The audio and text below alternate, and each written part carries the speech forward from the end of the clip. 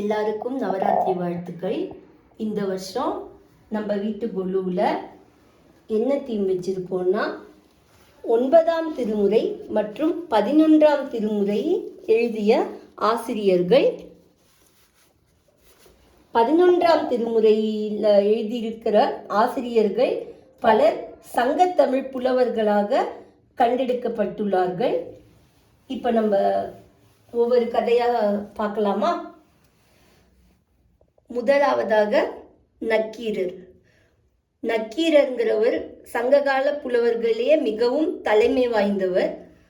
ஒரு தடவை என்னாச்சுன்னா, நக்கீரரை மற்றும் 999 சிவ முனிவர்களை ஒரு பூதம் பிடிச்சு வச்சிடும். எதுக்காக அப்படின்னா, சிவ பூஜை செய்யும் பொழுது யாரெல்லாம் அதை சரியா செய்யாம ஸ்ரத்தை இல்லாம செய்யறாங்களோ அவங்களெல்லாம் பிடிச்சு, இப்ப நம்ம ஜெயில்னு சொல்றோம் இல்லையா, அந்த மாதிரி ஒரு குகைக்குள்ள அடைச்சி வச்சுட்டு எல்லாரையும் சாப்பிடலான்னு ஒரு பூதம் பிளான் பண்ணும். அப்ப என்ன ஆகும்னா, அந்த பூதம் புளிக்க போகும் பொழுது நக்கீரர் என்ன பண்ணுவாரு, திருமுருகாற்றுப்படை அப்படின்னு முருகப்பெருமான் மேல ஒரு கவித்துவம் எழுதுவாரு. அதை கேட்ட உடனே அந்த மலையை முருகர் தன்னுடைய வேலால உடைச்சு அந்த குகையில இருந்த 1000 பேரையும் காப்பாத்துவாரு. அந்த மலை தான் திருப்பரங்குன்றம் அப்படின்னு சொல்லி மதுரைக்கு பக்கத்துல ஒரு கோவில் இருக்கு இல்லையா, மதுரையில அந்த குகை கோயில் முருகனுடைய அறுபடை வீடுல ஒன்னா இருக்கு இல்லையா, அந்த திருமுருகாற்றுப்படை நடந்த இடம் திருப்பரங்குன்றம் தான். திருமுருகாற்றுப்படை எழுதிய நக்கீரர் 11ஆம் திருமுறையில் ஒரு ஆசிரியர் ஆவார். அடுத்ததாக கல்லாட தேவநாயனார். இவர் 11ஆம் திருமுறையில திருக்கண்ணப்ப தேவர் திருமரம் அப்படின்னு சொல்லிட்டு ஒன்று எழுதியிருக்காரு. கண்ணப்ப தேவர்ங்கிறது யாருன்னா கண்ணப்ப நாயனார். கண்ணப்ப நாயனார் என்னன்னா ஒரு சாதாரண வேடுவரா பிறந்தவர். அவருக்கு சரியா பூஜை ஆகம விதிப்படியெல்லாம் செய்ய தெரியாது. ஆனா பக்தி மட்டுமே ஒண்ணுன்னு நினைச்சு இறைவனுக்கு தன்னால இயன்ற வரையில பூஜை செஞ்சாரு. ஒரு தடவை என்னாச்சுன்னா, கண்ணப்பனுடைய பக்திய உலகத்துக்கு உணர்த்துவதற்காக சிவபெருமான் என்ன பண்ணாரு, கண்ணப்பர் அவருக்கு சேவை செய்யும் பொழுது கண்ணுல ரத்தம் வரவழிச்சாரு. உடனே கண்ணப்பர் தன்னுடைய கண்ணையே எடுத்து சிவபெருமானுக்கு கொடுத்த உடனே அந்த ரத்தம் நின்னுது. அடுத்ததாக இன்னொரு கண்ணிலையும் ரத்தம் வழிய ஆரம்பிச்சுது. உடனே கண்ணப்பர் தன்னுடைய இன்னொரு கண்ணையும் எடுத்து சிவபெருமானுடைய ரத்தத்தை போக்கணும்னு சொல்லி தன்னுடைய கால்களை எடுத்து லிங்கம் மேல வைத்து எந்த இடத்துல வைக்கணும்னு பார்க்கும் பொழுது சிவபெருமான் அந்த லிங்கத்திலிருந்து தோன்றி, கண்ணப்பா, அதாவது உன்னுடைய கண்களையே எனக்காக நீ அப்பியவன், நீ என்னுடைய தந்தை போன்றவன் அப்படின்னு சொல்லிட்டு உன்னோட பக்தியால நான் ரொம்ப மகிழ்வானேன்னு சொல்லிட்டு அவருக்கு முக்தி கொடுக்குறாரு. ஸோ இதுதான் கல்லாட தேவநாயனார் எழுதிய திரு கண்ணப்ப தேவர் திருமரம். அடுத்ததாக நம்ம 12 திருமுறைன்னு சொல்லிட்டே இருக்கோம் இல்லையா, இந்த 12 திருமுறைகளும் நமக்கு எப்படி கிடைச்சிது அப்படிங்கிற ஒரு கதை தான் இங்க. நம்பியாண்டார் நம்பின்னு சொல்லிட்டு திருநாரையூர்ங்கிற ஊர்ல ஒருத்தர் இருந்தாரு. அவருடைய அப்பா ஒரு பெரிய பிள்ளையாருடைய பக்தர். அவர் ஒரு நாளைக்கு ஊருக்கு போன போது பிள்ளையாருக்கு பூஜை செய்யற வேலையை அவருடைய பையனுக்கு கொடுத்துட்டு போனாரு.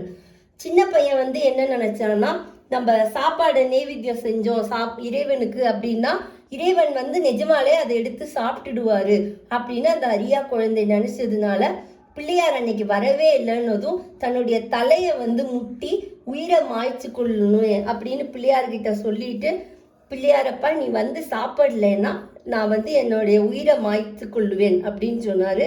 அது மட்டும் இல்லாம எனக்கு பள்ளிக்கூடத்துக்கு போக வேற நேரமாகுதுன்னு அழுத உடனே பிள்ளையார் அந்த பக்தியில உருகி அவரே அந்த உணவை சாப்பிட்டு நம்பியாண்டார் நம்பிக்கு அவரே பாடம் நடத்தினதாக வரலாறு கூறுகிறது.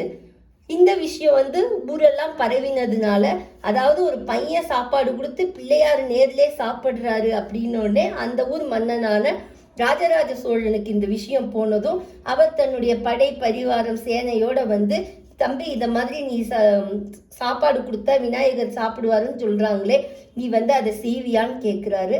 உடனே பிள்ளையார் அவர் முன்னே தோன்றி அந்த உணவை சாப்பிடுகிறார். அப்பொழுதுதான் பிள்ளையார் என்ன சொல்றாரு அப்படின்னா, இந்த நம்பியாண்டார் நம்பி பிறந்ததற்கான ஒரு முக்கியமான காரணம் இருக்கு. சிதம்பரம் நடராஜர் கோவில்ல ஒரு ரகசிய அறையில இந்த உலகுக்கு தேவையான நூல்கள் எல்லாம் இருக்குன்னு சொல்றாரு. அப்போ ராஜராஜ சோழன் இருக்காரியா, தஞ்சை பெரிய கோயில் கட்டினவர், அவருக்கு இன்னொரு பேரும் இருக்கு. அது என்னன்னா திருமுறை கண்ட சோழன். ஏன் அப்படின்னா அவர் தான் இந்த திருமுறைகளை உலகுக்கு காமிக்கிறதுக்கு ஒரு வழிகாட்டியா இருந்தாரு. நம்பியாண்டார் நம்பி விநாயகருடைய கைடன்ஸ்ல போய் சிதம்பரம் கோவில்ல இருந்த உடனே அங்க ஒரு அறை திறக்கிறாங்க. அதுக்குள்ள 12 திருமுறையில உள்ள பாடல்களும் கிடைச்சிது. அதுல பாதிக்கு மேல கரையான் அரிச்சிருந்தது. அப்போ ஒரு அசிரியர் என்ன சொல்லிச்சுன்னா, இந்த கலியுகத்துக்கு என்னென்ன தேவையோ அது மட்டும் நாங்க கொடுத்துருக்கோம், அது மட்டும்தான் இங்க இருக்கு, பாக்கி எல்லாம் கரையான் அரிச்சிடுச்சு அப்படின்னு இறைவனுடைய குரல் கேட்டுது.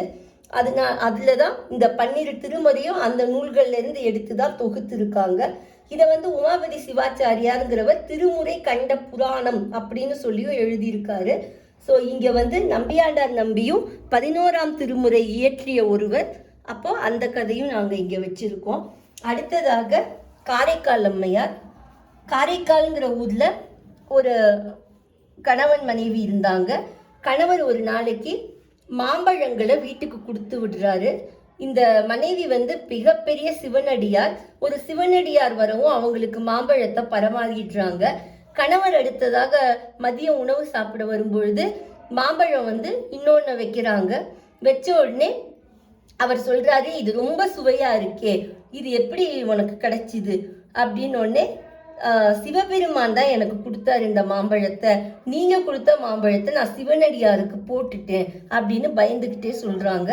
உடனே கணவர் சொல்றாரு, சிவபெருமான் எப்படி மாம்பழம் கொடுக்குவாங்க, நான் உன்னை நம்ப மாட்டேன் அப்படின்னு. உடனே என் முன்னாடி திரும்பி இதை செஞ்சு காமினதும் மறுபடியும் அவங்க சிவபெருமானை கும்பிட்டதும் இன்னொரு மாம்பழம் வருது. அப்ப அதை பார்த்த கணவர் நீ சாதாரண மனுஷி இல்ல, தெய்வ பிறவின்னு அவங்கள விட்டுட்டு போயிடுறாங்க. அவ்வளவு அழகான இருந்த பெண், இந்த அழகு ஒரு இடைஞ்சலா இருக்கு ஆன்மீகத்துக்குன்னு என்னை பேயா மாத்திடுன்னு சொல்லிட்டு சிதம்பரம் நடராஜர் கிட்ட வேண்டிக்கிறாங்க. இப்போ நீங்க நடராஜர் சந்நிதியில பாத்தீங்கன்னா எப்பொழுதுமே கீழே ஒரு பேய் உருவம் ஒன்று உட்கார்ந்து இருக்கும். அது இந்த அம்மா தான். இவங்க தலையாலேயே கைலாசத்துக்கு நடந்து போயிட்டு தன்னுடைய பக்தியை காமிச்சிருக்காங்க. அது மட்டும் இல்லாம சிவனே அம்மான்னு கூப்பிட்டது இவங்கள மட்டும்தான். அடுத்தது யாரு அப்படின்னா ஐயடிகள் காடவர்கோன் நாயன்மார்னு. இவர் ஒரு பல்லவ ராஜா.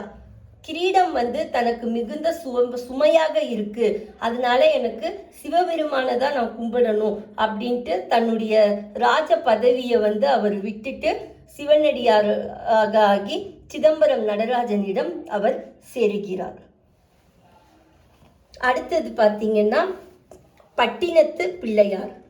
பட்டினத்து பிள்ளையாருங்கிறவர் யாருன்னா பட்டினத்தார்னு சொல்றோம் இல்லையா, அவர் தான்.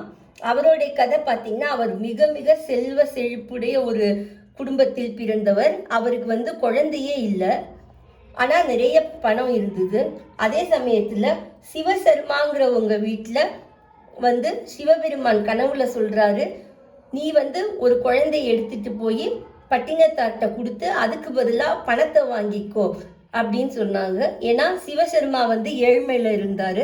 அதனால குழந்தையை கொடுத்து பணத்தை வாங்கி இவருடைய வறுமையை போக்கி கொண்டார். இந்த பட்டினத்து பிள்ளையாரும் அவருடைய மனைவியும் அந்த குழந்தைய ரொம்ப அன்பா வளர்க்குறாங்க. ஒரு நாள் என்ன ஆகுதுன்னா அந்த குழந்தை மறைஞ்சு போயிடுது. அந்த குழந்தை மறைஞ்ச இடத்துல ஒரு பட்டு துணியும் ஒரு மூட்டையில ஒரு காது அருந்த ஊசி, அதாவது காது கூட இல்லாத ஒரு ஊசியும் வச்சிருக்காங்க. இது என்னடான்னு பார்க்கும்போது ஒரு அசிரியரி சொல்லுது, காதறிந்த ஊசி கூட கடைசியில் வாரா கடை வழிக்கே. அதாவது என்ன அர்த்தம்னா, நம்ம இந்த உலகத்தை விட்டு போகும்போது ஒரு ஊசி கூட நம்ம கூட வராது, அவ்வளோதான் இந்த வாழ்க்கைன்னு சொன்ன உடனே அவருக்கு உரைச்சிடும். அவர் செல்வத்து மேல உள்ள ஆசையெல்லாம் விட்டுட்டு ஒரு மிகப்பெரிய துறவியா ஆகுவாரு. இப்போ 9ஆம் திருமுறையிலிருந்து 2 பேர் இங்க நம்ம வச்சிருக்கோம். ஒன்று கண்டராதித்த சோழர். அவர் யாருன்னா ராஜராஜ சோழனுடைய தாத்தா. அவரும் 9ஆம் திருமுறையில எழுதியிருக்காரு சில பாடல்கள். கடைசியாக சிதம்பரம் அப்படின்னாலே நம்மளால ஒருத்தரை மறக்க முடியாது. அவர் யாருன்னா சேந்தனார், ஒரு அடியார். சேந்தனாருங்கிறவர் யாருன்னா ஒரு மரவெட்டி. அவரும் அவரோட மனைவியும் சிதம்பரத்துல மரம் வெட்டி பொழப்பு நடத்திக்கிட்டு இருந்தாங்க. மிகப்பெரிய சிவபக்தர். அவர் வீட்டுக்கு ஒரு நாள் சிவபெருமான் களி அப்படிங்கிற உணவை சாப்பிட்டாரு. அதன் ஞாபகமாக தான் நம்ம இன்னைக்கும் மார்கழி மாதம் நம்ம வீடுகளில் களி, திருவாதிரை நட்சத்திரம் அன்னைக்கு களி செஞ்சு இறைவனுக்கு படைக்கிறோம். ஒரு தடவை என்ன ஆகும்னா, அந்த ஊர் தேர் நகரவே நகராது. அப்போ அந்த ஊர் ராஜா கிட்ட சிவபெருமான் சொல்லுவார், நீ யானை, குதிரை, மக்கள் யாரை கொண்டு வந்தாலும் தேர் நகராது. சேந்தனாரை திருப்பல்லாண்டு பாட சொல்லு, அப்போதான் அந்த தேர் நகரும்பாரு. அவர் திருப்பல்லாண்டு பாடின உடனே அந்த தேர் நகர்ந்து அந்த கோவிலை சுற்றி அதுவே அதோட இடத்துல போய் உட்காந்துக்கும். ஸோ திருப்பல்லாண்டுங்கிறது 9ஆம் திருமுறையில் ஒரு பகுதியாக இருக்குது. ஸோ இந்த வருஷத்தில் இந்த 10 கதைகள் உங்களுக்காக நாங்கள் கொடுத்துருக்கோம். எல்லாருக்கும் நவராத்திரி வாழ்த்துக்கள்.